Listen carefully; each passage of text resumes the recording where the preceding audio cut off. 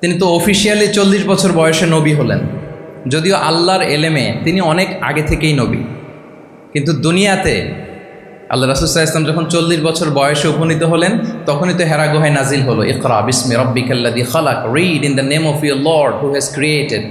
এই যে 5টা আয়াত নাজিল হলো, উনি নিয়ে আসলেন, কাঁপতে লাগলেন। খাদিজা রাদিয়াল্লাহু তাআলা আনহার কাছে বললেন যে, মনে হয় আমি মারা যাব, আমাকে কম্বল চাপা দাও, আমার ভয় লাগছে, আমি কাঁপছি। তখন খাদিজা রাদিয়াল্লাহু তাআলা আনহা ওনাকে আশ্বস্ত করলেন, ওয়াল্লাহি লা ইউখজিকাল্লাহু আবাদা, আপনি ভয় পাবেন না, আল্লাহ আপনাকে অপদস্থ করবেন না। ইন্নাকা লা তাসিলুর রাহিমা ওয়া তাসদুকুল হাদিসা, নিশ্চয় আপনি আত্মীয়তার সম্পর্ককে বজায় রাখেন, আপনি সবসময় সত্য কথা বলেন।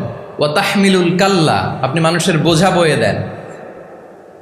ওয়া তাকসিবুল মা'দুমা, যার উপার্জন করার কোনো সক্ষমতা নেই তার জন্য আপনি উপার্জন করেন, তাকে আপনি ফিনান্সিয়াল সাপোর্ট করেন। ওয়া তাকরিউদ দাইফা, আপনি মেহমানকে খাওয়ান। ওয়া তুঈনু আলা নাওয়াইবিল হক, সত্য যেখানে বিপন্ন সেখানে আপনি সত্যের বীর সেনানী হয়ে দাঁড়িয়ে যান।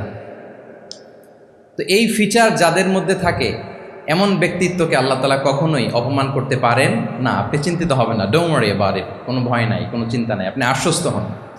তাহলে দেখেন, এই যে 6টা গুণের কথা খাদিজা রাদিয়াল্লাহু তাআলা আনহা বললেন, এগুলো কিন্তু রাসূল সাল্লাল্লাহু আলাইহি ওয়াসাল্লাম নবী হওয়ার আগের গুণ। অর্থাৎ 40 বছর বয়সে তিনি উপনীত হওয়ার আগেই ওনার এই অভ্যেস ছিল যে উনি অন্যের বোঝা বইয়ে দিতে হেল্প করতেন, মানুষকে সাপোর্ট